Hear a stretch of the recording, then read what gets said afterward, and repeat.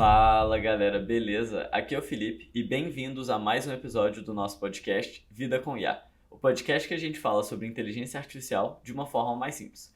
E no episódio de hoje eu vou falar sobre um assunto que está dando o que falar e tem muita gente falando nessas últimas semanas, que é um paper novo da Apple, né? A própria Apple que não publica muito paper e nem muito modelo.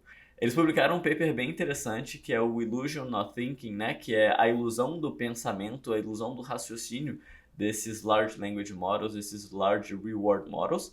E tem muita gente falando muita coisa que não necessariamente eu concordo. E eu queria vir aqui trazer para vocês a minha opinião e falar, tipo, o que esse paper tá falando. E eu acho que antes de mais nada, para mim, esse paper não é nenhuma novidade. Tipo, eu acho que para as pessoas que já mexem com LLM, que trabalham na área, que estudam isso há bastante tempo, cara, a gente sabe que esses modelos não pensam, não existe raciocínio da forma humana de raciocínio. Eles não estão pensando, eles estão gerando tokens. E aí eu acho que é importante falar isso, por quê? Porque quando saem esses papers, a galera fala, LRM, Large Reward Model, ou LLM morreu. Tipo assim, os modelos não estão pensando, a OpenAI está pegando dinheiro e gastando à toa. Aí quando sai algum outro paper, o pessoal fala, a AGI chegou, não sei o que. Cara, tipo assim, calma. Não tem AGI em 2 meses, os modelos não ficaram mais burros por causa desse paper da Apple, é só um paper mostrando o que a maior parte da galera já sabia, agora com dados e bem quantificado. E só uma coisa antes de entrar nessa discussão é que, tipo, eu acho legal ver que ninguém mais tá falando de AGI, né? Porque 6 meses atrás tudo era AGI, a gente tá chegando no GPT-5, agora a AGI vai chegar no final do ano. Cara, a galera viu que não vai rolar, tá muito longe, eu já tô falando isso há bastante tempo, e isso só mostra que marqueteiros estão fazendo marketing. O Sam Altman, apesar de ser tipo um puta CEO, o cara que fez muitas coisas, tá na frente da empresa mais revolucionária desses últimos anos, cara, ele precisa de dinheiro para treinar os modelos dele e botar para rodar. A OpenAI dá um prejuízo multibilionário por ano e ele precisa de caixa para dar esse prejuízo e ficar melhorando os modelos. E para ganhar caixa, ele precisa de investimento. E para ganhar investimento, ele precisa de hype. Então, a verdade é que, sei lá, do mesmo jeito que o Steve Jobs era um gênio do marketing, talvez o Sam Altman seja um gênio do marketing. E o que ele está fazendo é, cara, eu preciso de hype para ganhar mais dinheiro, treinar meu modelo e talvez em algum momento eu vou chegar no AGI, mas cara, com certeza isso não tá para agora. E aí, dito isso tudo, que é o burburinho da área e tudo mais, eu acho que é interessante a gente entrar um pouco no paper, né? O que o paper faz? Ele compara modelos de reasoning e modelos sem reasoning para diferentes tarefas, né? Para algumas diferentes tarefas em nível fácil, médio e difícil. E eu acho que antes de entrar no paper em si, eu acho que é interessante explicar o que é um modelo, né? Eu já tenho alguns episódios explicando isso, vocês podem ir melhor nos episódios, eu vou deixar o link na descrição. Mas essencialmente, o que é um modelo, um LLM ele está fazendo?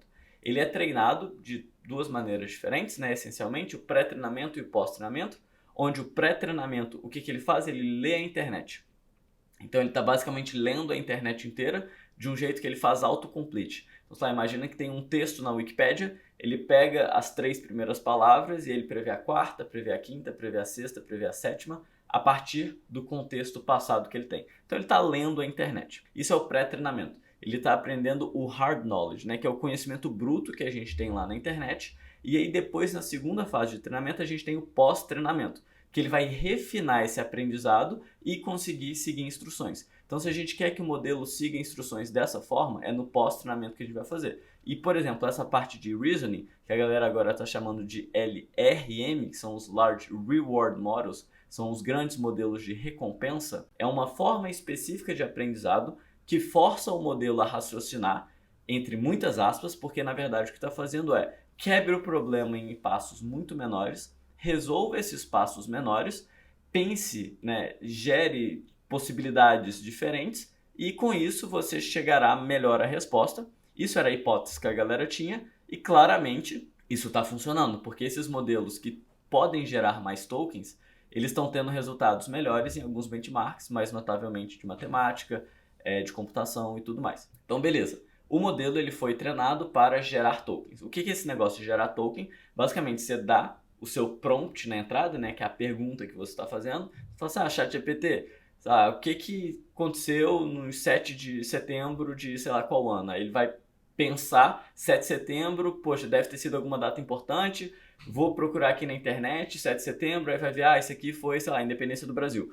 Isso aí é o que o modelo de reasoning faria. Um modelo sem reasoning, ele pegaria essa pergunta e falaria assim, beleza, 7 de setembro, eu já li isso em algum momento, então, tipo, ele já tem internamente essa informação, ele vai falar, pô, isso aqui é a independência do Brasil, beleza?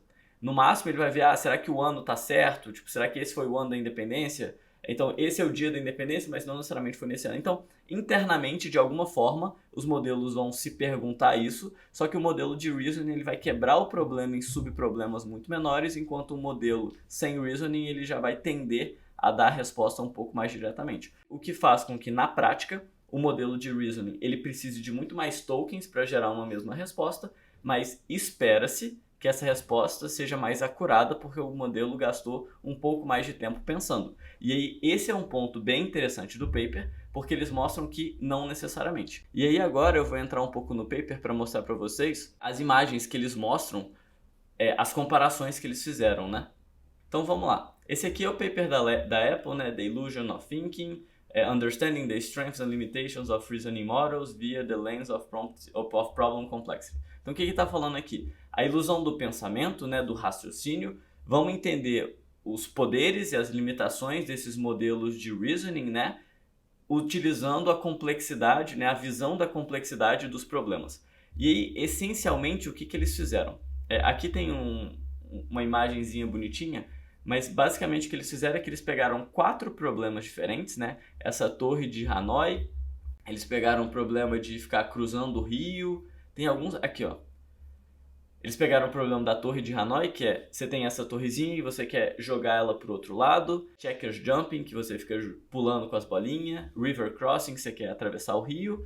E esse problema aqui de blocks word, que, sei lá, eu nunca vi esse problema, os outros eu já tinha visto quando eu era mais novo. Então, essencialmente, eles pegaram esses 4 problemas, e aí com isso a gente já consegue ver que o espaço amostral que eles testam os modelos ele é muito pequeno. Então, por um lado, esses modelos poderiam estar overfitados nesses problemas, por outro lado, não, né? São só 4 exemplos, mas essencialmente o que eles fazem é, eles pegam esses problemas, que são problemas que existe uma solução ótima. Então, existe um algoritmo que consegue resolver cada um desses problemas independente da complexidade. E aí, o que eles fazem? Eles aumentam a complexidade do problema. Então, você está vendo aqui essa torre de Hanoi, ela tem 3 discos. Se eu colocar 4 discos, ela fica um pouquinho mais difícil. 5 discos, mais difícil. 20 discos, muito mais difícil. Então, o que eles fazem? Eles pegam o mesmo problema e vão alterando o nível de dificuldade desse problema para cada um dos 4 problemas que eles propuseram. E aí aqui nessa figura, o que eles fazem? Eles vão pegar um modelo de reasoning, ou seja, um modelo de raciocínio, e comparar com um modelo equivalente sem ser o modelo de raciocínio. Então, essencialmente, o que eles fazem aqui? Eles pegam o Claude 3.7 Sonnet e eles pegam a versão com raciocínio e sem raciocínio do Claude. Eles fazem a mesma coisa para o DeepSeek. O DeepSeek V3, que é o modelo base, e o DeepSeek R1, que é o modelo de raciocínio. E eles dividem esses problemas em 3 qualificações, por assim dizer. 3 níveis de dificuldade: fácil, médio e difícil. Fácil é o amarelinho aqui no início, médio é o azulzinho e difícil é o vermelhinho. Bem sinceramente, o meu take nessa parte é que eles escolhem fácil, médio e difícil para conseguir provar a hipótese deles. Qual que é a hipótese barra o que eles estão mostrando aqui no paper? Que para problemas fáceis, o modelo sem raciocínio funciona melhor que o modelo com raciocínio. Para problemas médios, o modelo com raciocínio funciona melhor que o sem raciocínio, e para problemas difíceis os dois são péssimos. Então isso é o que eles estão tentando mostrar aqui. Se você dá um zoom aqui nesse problema, você vê que, tipo assim, melhor é coisa de 1, 2%, então um tá, sei lá, em 100%, o outro tá em 99%, 98%. E aí, meio que isso é um pouco enviesado, porque o corte aqui, por exemplo, aqui eles falaram que o problema do Torre de Hanoi até 3 discos ele é fácil e a partir de 4 discos ele torna-se difícil. O problema de checker jumping é para um caso ele é fácil e a partir de 2 ele é difícil. O problema de blocks word, para 2 casos ele é fácil e mais de 2 ele já é difícil. E o problema de river crossing, ele nunca é fácil. Ou seja, tipo, eles meio que estão falando que o modelo, que para problemas fáceis o modelo sem reasoning é melhor do que o modelo com reasoning, Mas pro problema do River Crossing não existe problema fácil. Tipo assim, meio que isso não faz sentido na minha cabeça, sabe? Eles deveriam delimitar no início do projeto o que significa fácil, médio e difícil e depois testar a hipótese. Ao meu ver, o que eles fizeram aqui é que eles, tipo, rodaram os modelos, descobriram que para até um ponto o modelo sem reasoning era melhor que com reasoning, e a partir desse ponto o modelo com reasoning é melhor que sem reasoning. E eles falam, beleza, aqui é o ponto do fácil e depois disso é médio, e a partir do momento que os dois ficam péssimos, eles falam, isso aqui é difícil. Eu diria que isso é um pouco enviesado, porque eles escolheram que é fácil, médio e difícil, mas enfim, eu acho que é um resultado já interessante, porque eu não imaginaria que os modelos sem reasoning para problemas fáceis fossem melhor que os modelos com reasoning. E isso tá mostrado mais ou menos aqui. Porque, tipo, pra mim, para problemas fáceis, os dois estão iguais, né? Claramente não tem diferença entre os dois, pelo menos não nesse Torre de Hanoi. Aqui no Blocks World é mais ou menos a mesma coisa. Só esse checker jumping que tá um pouquinho diferente, mas querendo ou não é mais ou menos a mesma coisa ainda. Mas assim, eu acho que é legal eles terem mostrado que para problemas fáceis os dois tendem a ser parecidos, só que depois a gente vai ver que o compute budget é muito menor para os modelos sem raciocínio. Então, basicamente, você está conseguindo o mesmo resultado pagando muito mais barato, né, por esses modelos sem raciocínio. Então, isso aqui é o que a gente consegue tirar dessa parte, dessa parte do paper. E aí, depois, essa parte é interessante. Porque em vez de comparar todas as dificuldades do problema, eles filtram aqui e aí o que eles fazem? Eles pegam o compute budget, ou seja, quantos tokens o modelo teve para usar para problemas fáceis, médios e difíceis, e aí ele compara os dois. Aqui já começa a ficar um pouco mais interessante a comparação e a gente consegue ver que para muito menos tokens gerados, para os problemas fáceis, realmente o modelo sem raciocínio ele é melhor do que o com raciocínio. Só que quando a gente aumenta as possibilidades de tokens gerados, os dois ficam iguais, né? Que é o que a gente consegue ver aqui. Isso para os problemas fáceis. Para os problemas médios, independente da quantidade de tokens, os modelos de raciocínio ficam melhores que os modelos sem raciocínio. E aí o ponto é, o modelo precisa raciocinar um pouco mais para resolver o problema médio. E aí quando a gente vai para o problema difícil, os dois são horríveis, né? Os dois não conseguem resolver absolutamente nada. Isso daí, além de mostrar a diferença entre os dois, fala que, cara, esses modelos, apesar deles serem muito legais, resolvem muitos problemas para a gente no dia a dia, na hora do vamos ver, quando é um problema muito complexo, ele não consegue resolver, o que faz com que a gente consiga dizer que, cara, esses modelos não são tão inteligentes quanto a gente está falando. Tipo, eles têm claramente uma limitação e eles não estão conseguindo de jeito nenhum resolver problemas um pouco mais complexos. Uma coisa interessante é que, tipo, a OpenAI, a Anthropic, a DeepSeek, eles conseguiriam overfitar talvez o modelo para isso. Então, talvez em novas versões dos modelos eles consigam resolver esses problemas. Mas, na minha humilde opinião, isso só prova o ponto de que, cara, se você não colocar essa parada no treinamento explicitamente para o modelo aprender a resolver esse tipo de problema, ele não consegue generalizar. Para mim, uma parte bem interessante desse paper é entender a incapacidade desses modelos para generalizar o conhecimento que eles já tiveram para problemas complexos.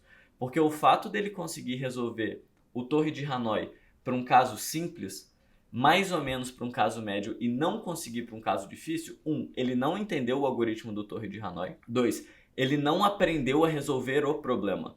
Ele testou umas paradas lá e por sorte deu certo, mas ele não realmente aprendeu. Ele não conseguiu raciocinar, entender como funciona o algoritmo e resolver ele para problemas mais complexos. Só para coisas mais straightforward, mais simples. E aí, essa é que eu achei uma das partes mais interessantes do paper, é aqui no final que eles mostram que, cara, beleza, e se eu der pro modelo o algoritmo? Então, como eu falei, esses problemas eles têm mais ou menos uma solução fechada. Então, sei lá, o Torre de Hanoi existe um algoritmo que resolve o problema. E se eu der pro modelo, qual que é o passo a passo que ele tem que seguir para resolver a Torre de Hanoi? E eles fizeram isso. Então, eles pegaram, por exemplo, o DeepSeek R1 e o Claude 3.7 Sonnet e falaram, cara, beleza, toma aqui o algoritmo. Esse é o passo a passo para você resolver com 1, com 2, com 3, com 50 discos.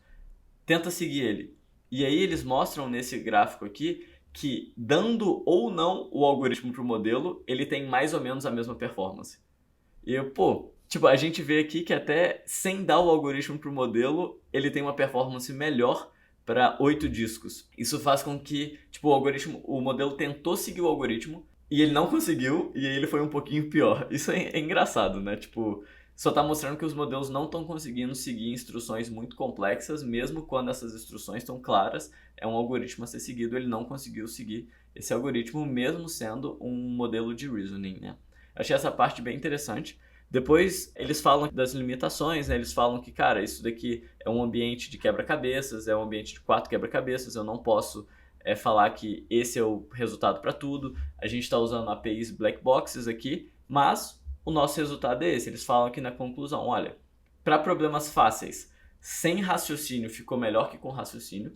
Para problemas médios, com raciocínio ficou melhor que sem raciocínio, e para problemas difíceis, nenhum dos dois consegue resolver. E aí, um take que eu tirei disso é que, cara, os modelos de reasoning, em muitas coisas, eles estão overthinking, que é, cara, eles estão sobrepensando, eles estão, tipo, complicando muito a solução, em vez de straightforward. Então, são modelos que a única coisa que eles sabem fazer é gerar uma cambada de token e ficar raciocinando para dar uma resposta, enquanto às vezes a resposta está na cara deles, eles não conseguem dar, porque o modelo foi treinado para apenas ficar raciocinando e gerando muito token, ou seja, os modelos não sabem ser diretos ao ponto, esses modelos de reasoning, e eu acho que isso é legal, né, porque quando a OpenAI e todas essas outras empresas falam que, cara, eu tenho 15 modelos aqui para você usar, você só tem que escolher entre os 15 modelos, porque até hoje eles não conseguiram resolver o problema de deixa eu entender a complexidade da pergunta e dizer qual modelo eu tenho que usar.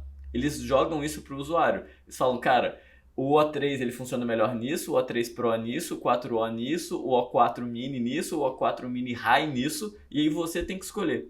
Se eles tivessem um modelo interno ou esses próprios modelos soubessem escolher quanto de tempo eles deveriam pensar, isso não necessariamente seria necessário, né? Tipo, tu não precisaria de escolher entre 7 modelos, você ia fazer a pergunta internamente, eles escolheriam qual que é o melhor modelo para isso, né? Por exemplo, a Perplexity, né, na entrevista do IA Sob Controle, o cara falou, cara, a gente tem vários modelos e dependendo da pergunta a gente escolhe o melhor modelo para isso. A Cursor faz a mesma coisa, você deixa lá no automático e eles vão escolher o melhor modelo que vai resolver o seu problema. Talvez isso funcione relativamente bem para um ambiente um pouco mais controlado, né, que é busca, que é código, mas talvez para perguntas gerais eles ainda não conseguiram resolver esse problema.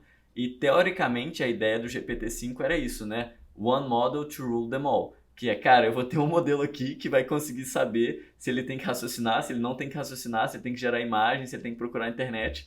E aparentemente não tá tão fácil, né? Porque o GPT-5 ainda não foi lançado e eles falaram, velho, vai demorar, espera aí. Então é isso, galera. Espero que vocês tenham gostado do episódio. Foi um paper interessante de ler. Eu já imaginava mais ou menos o que era, e quando eu li eu vi que era mais ou menos o que eu imaginava mesmo, porque o que eu tava vendo dos burburinhos. Mais uma vez, eu acho que é perigoso a gente só ficar, tipo, seguindo o hype. A mesma galera que tá falando que os modelos não sabem pensar e que eles são burros é a galera que falava que a AGI tá chegando daqui a 2 meses. Então, se a pessoa fica mudando de opinião toda hora e fica sendo sempre pro extremo, tanto do extremo positivo quanto do extremo negativo, tipo, ignora o que eles têm a dizer, porque eles provavelmente não sabem o que eles estão falando, eles só estão querendo like. E é isso, tipo, vamos tentar pensar de o que está por trás desses modelos e por que essas empresas tomam algumas decisões de ficar falando de AGI e tudo mais, pra gente saber filtrar, né, o que é hype, o que é verdade, o que é marketing, o que é realmente avanço científico, né?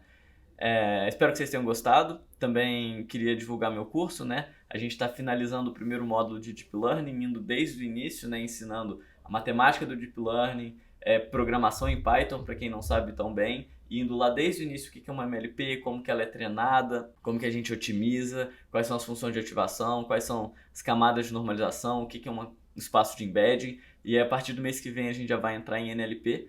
Então, falar desde o basicão, né, como que processa texto, sei lá, embedding denso, embedding de frequência, embedding mais esparso, tipo, como que faz tudo, como se tornar um engenheiro de Deep Learning, né? Eu trabalho com Deep Learning já tem 7 anos, muito antes de todo esse hype eu já treinava meus modelinhos e agora eu treino os modelinhos com hype também. Então, se você quiser aprender comigo também, se tornar um cientista de dados, um engenheiro de Machine Learning, um engenheiro de Deep Learning, o curso é para você. Vou deixar o link aqui na descrição. Também, se vocês tiverem interesse, tem um grupo lá no WhatsApp, tem quase 700 pessoas, a gente discute bastante coisa, é bem interessante. Também não esquece de seguir o podcast nas redes sociais, no Instagram é podcast.lifewithay e no LinkedIn, vocês podem me adicionar lá no LinkedIn. E é isso, galera, um abraço, até a próxima e tchau.